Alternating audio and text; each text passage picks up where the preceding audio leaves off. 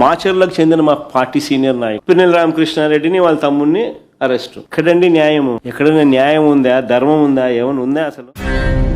మాచర్ల మాజీ ఎమ్మెల్యే పిన్నెల్లి రామకృష్ణారెడ్డి ఆయన సోదరులు వెంకటరామిరెడ్డిలు చేసిన హత్య నేరాలపై సుప్రీంకోర్టు సూచనల మేరకు మాచర్ల కోర్టులో లొంగిపోయారు. ఈ నేపథ్యంలో బ్లూ బచ్చాగాళ్లు అద్దె మీడియాలు ఈ ఘటనపై స్పందిస్తూ సంఘ సంస్కర్తలను అభం శుభం తెలియని అమాయకులను అక్రమంగా అన్యాయంగా అరెస్టు చేశారని ఊదరగొడుతున్నారు. కానీ మీరందరూ కలిసికట్టుగా ప్రజల్లో ఎంత సానుభూతిని పొందాలని ప్రచారం చేసినా పిన్నెల్లి సోదరుల అరెస్టు విషయంలో చట్టం తన పని తాను చేసుకుంటూ పోయింది అన్నది అక్షర సత్యం. పిన్నెల్లి సోదరుల దమనకాండను మీరు ఎంత చెరిపివేయాలనుకున్నా అది చెరగని ముద్ర.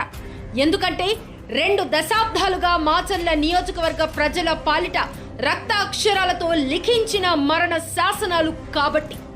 రాక్షసత్వానికి రూపం ఉంటే వాళ్లే మారిచ సోదరులైన పిన్నెల్లి సోదరులు అని ప్రజల్లో మార్కు వేసుకున్నారు.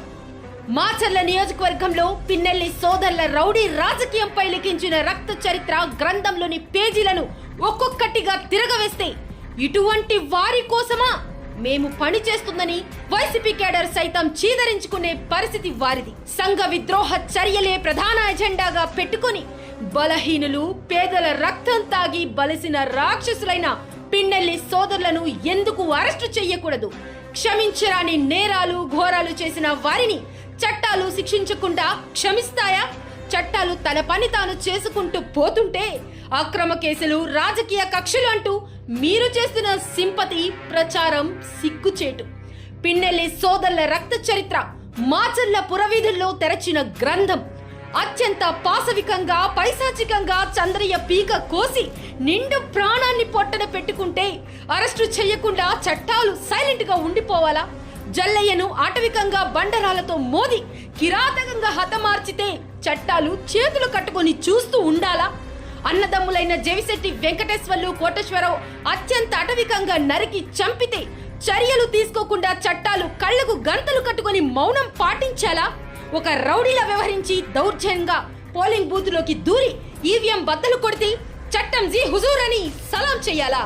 డిసెంబర్ 16, 2022 అల్లర్లు సృష్టించి టీడీపీ కార్యాలయం ప్రజల ఆస్తులను మంటలో తగలబెడితే చట్టం నోటి మీద వేలేసుకొని ప్రేక్షక పాత్ర పోషించాలా? 2024 ఎన్నికల్లో ఆ మరుసటి రోజు మాచర్ల పట్టణం కారంపూడి మండలంలో వందలాది మంది రౌడీ మూకలతో సాగించిన దౌర్జన్య కాండ సిఐ నారాయణ స్వామిపై హత్యాయత్నం చూసిన చట్టం గొప్ప సంస్కర్తలని కితాబివ్వాలా? ఇక రెట్టాల కేపీగూడెం కడ్లకుంటలో ఎన్నికల్లో మీరు సాగించిన దౌర్జన్య కాండను కళ్ళారా చూసి చట్టం గమ్మున కూర్చోవాలా? ఇలా చెప్పుకుంటూ పోతే పిన్నెల్లి రక్త చరిత్రపై పేజీలు పుస్తకాలు సరిపోవు. గ్రంథం రూపం నేరాలు ఘోరాలు దౌర్జన్యాలు దాడులు దమనకాండాలను లిఖించాల్సి ఉంటుంది. బ్లూ బచ్చాలు గుర్తు పెట్టుకోండి. ఎందరో మహిళల పుస్తెలు తెంచిన పిన్నెల్లి సోదరుల అరెస్టుతో నియోజకవర్గంలో బాధిత ప్రజలు ఇంటి పెద్దను కోల్పోయిన కుటుంబ సభ్యులు మిఠాయిలు పంచుకొని పండుగ చేసుకుంటున్నారు. దేవుడనే వాడింటే ఇంకా ఎంత అనుభవించి దిక్కులేని సాగు మా వాళ్ళు చచ్చిపోయినట్టు వాళ్ళు కూడా అన్యాయం అయిపోవాలి, బలి అయిపోవాలి. ఏదైనా కానీ ఇట్టాటి పేనాలు తీసేవాళ్ళు ఊళ్ళోకైనా దేశం మీద ఉండకుండా ఉరి తీయాలని కోరుతున్నామండి. నువ్వు చేసిన అన్యాయానికి పండిని పిన్నెల్లి పాపం పండింది. వాళ్ళిద్దరు పోవాలి, దేవుడు చూడాలి, దేవుడు చూసి వాళ్ళు పోవాలి.